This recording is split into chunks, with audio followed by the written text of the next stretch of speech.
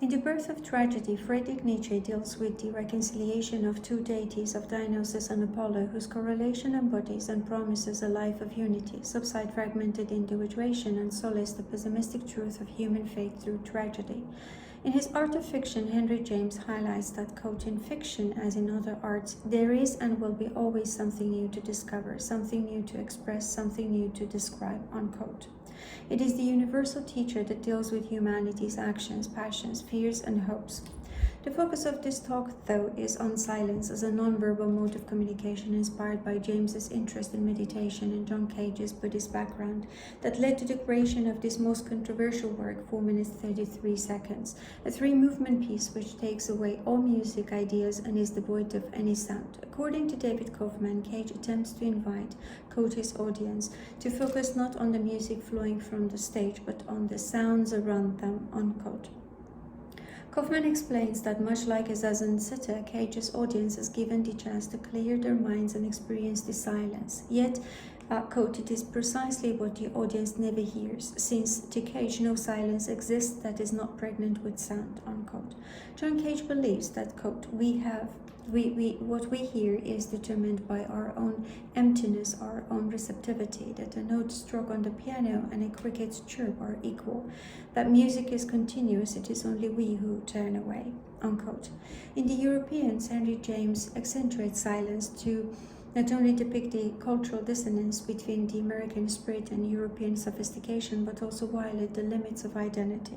In this particular novel, written in the early stages of his career, he elaborates on the collaboration between church bell and the solitude and portrays the significance of silence in the Puritan community of the Wentworth family. In The Europeans, James centralizes the female characters surrounded by their male counterparts and scrutinizes their everyday interactions within the spatiotemporal framework of the narrative.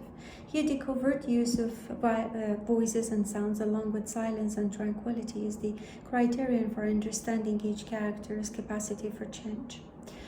For the Puritan society of the Wentworth family, music has a meaning far different from what it does for their European relatives. Although it seems that either Gertrude or the Baroness are equally depicted as the protagonists, it is Felix who helps the plot develop and molds the lives of his surroundings.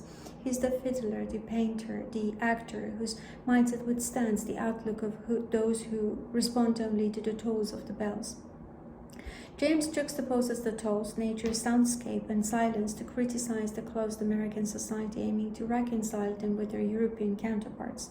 Mr. Wentworth seeks perpetual condemnation in silence. He is deeply afraid of change for its peculiar influence. He mistrusts integrating with foreigners and sees them as a threat to his peace and, more importantly, to his long-held values. Others, such as Clifford, are compelled to keep silent. Charlotte aims to tranquilize Gertrude's abandoned imagination and repress it, since it has always seemed to her, quote, a dangerous and irresponsible faculty, unquote.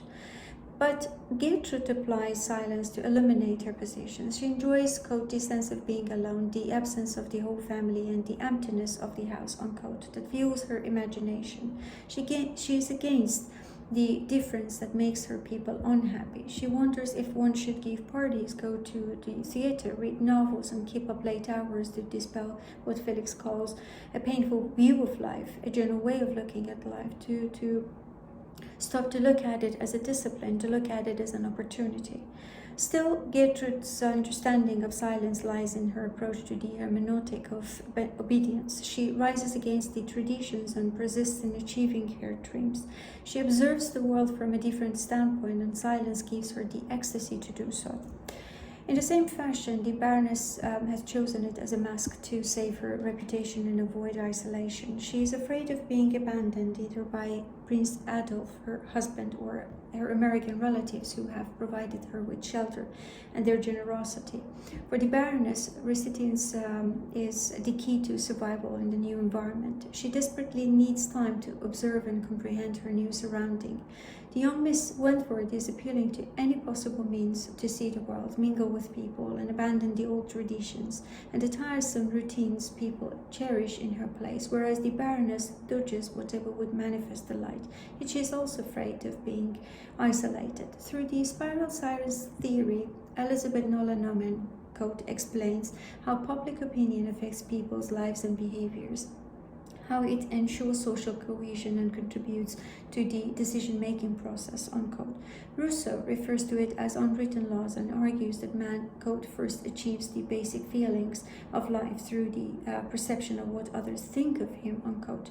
Nolan theorizes that to avoid isolation and its consequences, people cease stating views on controversial topics. The result is a spiraling process through which the dominant majority become louder, whereas the opposing minority become gradually silent. However, the process occurs mainly, quote, in connection with issues that have a strong moral component, unquote.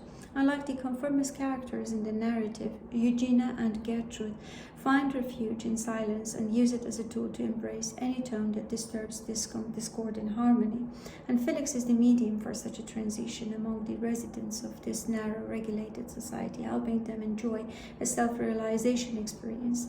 On the other hand, he finds himself moved throughout this journey as he finds the music of nature and, quote, living the charming, quiet, serious family life, going out or sitting with them in the evening on the piazza and listening to the crickets and going to bed at 10 o'clock, both irregular and extremely delightful, unquote. Henry James closes this plot set on an invisible musical layout by remarking that, quote, of all the young spirits interested in the event, none rose more eagerly to the level of the occasion, unquote, than Mr. Brand. Felix, as an artist, attunes the melody in the lives of others. He is the only voice whose echo trembles the prevailing silence and blows a new spirit into the painful view of life, justifying that, quote, it is sometimes very moral to chant, unquote. The Europeans leave, and the silence returns to the little society with their departure, yet it is an evocative silence. Thank you.